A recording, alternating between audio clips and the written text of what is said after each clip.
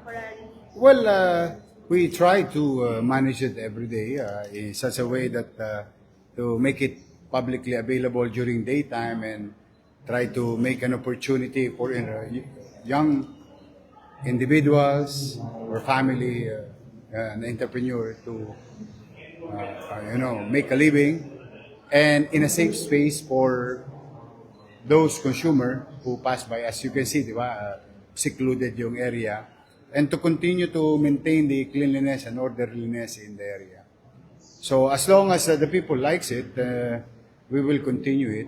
But syempre, alam mo yan, ano naman yan what do you call this, come and go.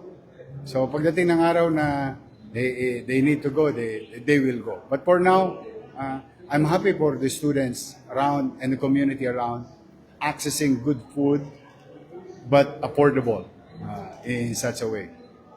Marami pong natutuwa dun sa yung food na po doon. How about yung concerns po about safety and cleanliness? Yung safety and cleanliness is the job of the city government.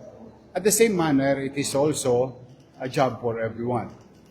Kailangan lang shared responsibility.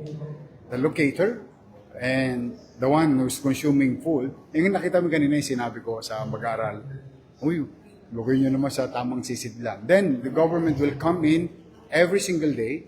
I don't know if you notice it. No? We clean it every day. We try to sanitize and put order in the area. But so far, for the past 8 months now, no? Mga 8 months na. It created a lot of millionaires. That is literal. And I'm gonna give you a very good example is, let's just say, a cup of like water-like or liquid drink. Selling 1,000 glass or units at 20 pesos, at 50 pesos. Yeah, that's 50,000 a day. That's 1.5 million a month. Let's cut into half the cost of operation.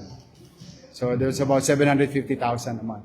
And it's been going for the past 8 months.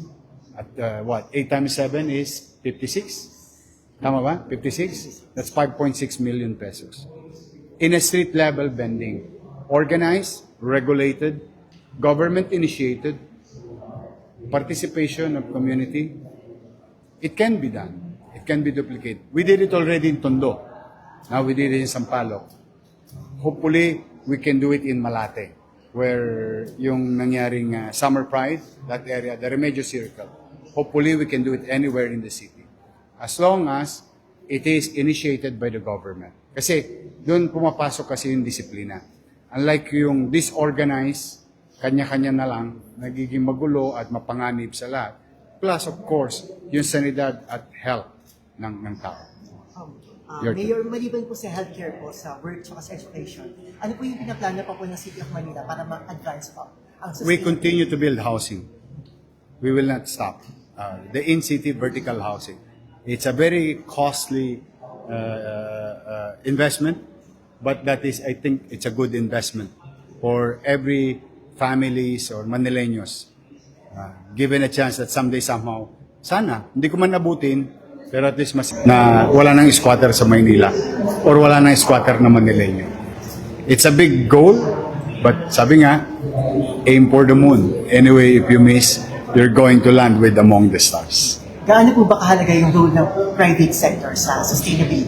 Malaking bagay kasi if we are in sync in our action, the national government, local government, the private sector, and members of the community, you don't have to be a rocket scientist.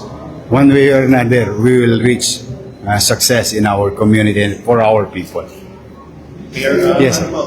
Besides mo na-mention nyo earlier during sa keynote speech nyo po, in terms of like sustainability, medyo may lenience din also din yung program regarding like green energy, renewable energy. Yes.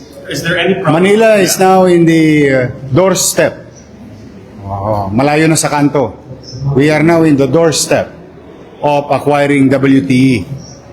National government, private sector, national agency, and now local government, all together we are about to acquire in the coming years WTE, what you call Waste to Energy program. Kasi niliberalize na yung policy sa RA 9003. Medyo lumiwanag na yung pangunawa sa provision ng burning. Then, we've been studying our roof. It is as we speak. In fact, I was with the company yesterday. We are really trying to acquire expertise, products, and services from the private sectors to go on with sustainable, clean, renewable energy. Thank you, Mayor. Thank you.